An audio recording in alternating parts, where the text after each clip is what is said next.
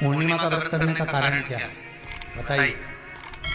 आप इतने सालों से कर रही हो, कई माताएं कर रही होंगी पूर्णिमा का व्रत। एक समय फलाहार करती हैं, एक समय भोजन करती हैं।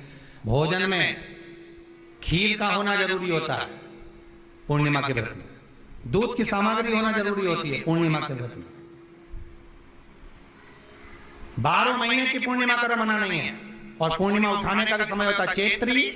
चैत्र के महीने की जो पूर्णिमा होती है, चैत्री पूर्णिमा पहली पूर्णिमा मानी जाती है, इसलिए चैत्री पूर्णिमा को सिद्ध पूर्णिमा कहते हैं, कार्य सिद्धात्री पूर्णिमा कहते हैं।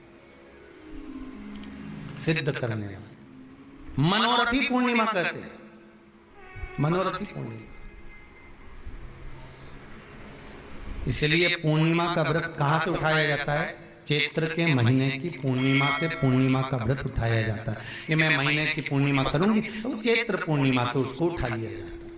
पर उसका एक नियम रहता है, आप फलाहार करें अपनी जगह पर है, पर एक समय भोजन कर रहे हैं वो अपनी जगह पर। भोजन के साथ में मीठे के साथ थोड़ा दूध की सामग्री होना जरूरी होती है। और क्यों करते हैं पूर्णिमा का व्रत, किस लिए किया जाता है, क्यों करा जाता है, उसका व्याख्यान वर्णन शिव महापुराण के अंतर्गत स्कंद पुराण में लिखा गया। स्कंद पुराण में वर्णन किया है श्री वेद व्यास जी महाराज ने। कहा ये पूर्णिमा का व्रत इसलिए किया जाता है कि व्यक्ति का जब मन गलत भ्रम में जाने लगता है, मन जब गलत जगह पर जाने लगता है, तो ये मन को गलत जगह पर ले जाने वाला कौन होता है? तो कहा ये चंद्र होता है। व्यक्ति की राशि के अंतर्गत, व्यक्ति की पत्रिका के अंतर्गत, व्यक्ति की ग्रह दशा के अंतर्गत जब चंद्र बेकार चलता है तो व्यक्ति अच्छा करते करते भी बेकार करने लग जाता है। चंद्र डूब रहा है। कई माताएं कहती हैं गुरुजी हमारे बेटे को आशीर्वाद दीजिए, बहुत गलत संगत में जा रहा है। मतलब समझ जाना कि चंद्र गड़बड़ जा रहा है। बेटी अगर गलत मार्ग पर जा रही है, बेटी अगर गलत संगत में जा रही है, किसी अन्य व्यक्ति को आकर्षित हो, चंद्र गड़बड़ हो रहा है, उसका चंद्र कहीं जा रहा है। कोई पुरुष, कोई लड़का कोई गलत मार्ग पर जा रहा है, चंद्र गड़बड़ हो रहा है।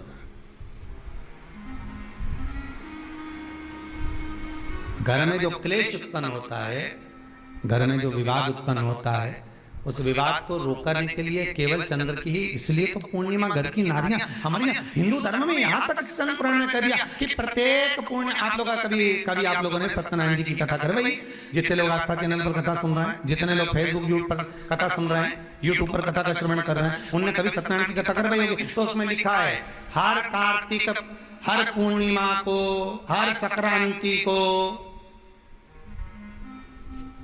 ब्राह्मण सत्यनारायण भगवान की कथा या राजा या वैश्य कथा को कराता था, या बढ़िया कथा करा। सुनी कि नहीं सुनी बात?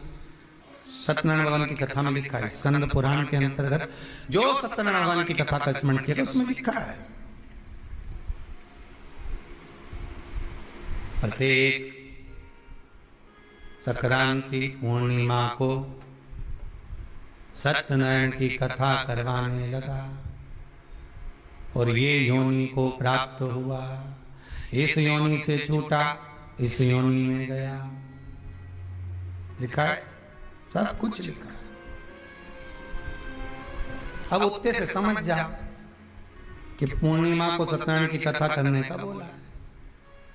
तो पूर्णिमा को सत्यनारायण की कथा का क्यों बोला? वैसे तो रोज कराओ सत्यनारायण की कथा, प्रतिदिन कराओ, मना नहीं है। आप क्या कोई विशेष फंक्शन है आप सत्यनारायण की कथा करवा, पर पूर्णिमा संक्रांति को और संक्रांति को पूर्णिमा को सत्यनारायण की कथा का स्मरण क्यों करवाया गया? क्योंकि पूर्णिमा के दिन अगर ये भगवान का व्रत रख लेगी, पूर्णिमा के दिन अगर ये खीर का प्रसाद बना लेगी, थोड़ा सा दूध की कोई सामग्री बना लेगी और भगवान को भोग लगा देगी, भले सत्यनारायण भगवान के भाव से बनाए, भले सत्यनारायण जी के निमित्तार्थ बना, पर अगर इसने सत्यनारायण भगवान के निमित्त से बना, पर पूर्णिमा के दिन अगर ये व्रत रखेगी, उपवास रखेगी या कोई सामग्री बनाकर भगवान की पूजन कर लेगी, तो इसके घर में जो अशांति है वो शांति में बदल जाएगी। इसलिए कई घरों में आज भी सत्यनारायण भगवान की पूजन हर पूर्णिमा को करती है। माता किताब लेके बैठ जाती है, तुरंत उन्हें ऑफिस जाना, कहीं काम पे जाना, और तुरंत उसने जल्दी कलश रखा, कलश नहीं भी रखे तो भगवान की पूजन कर रखे,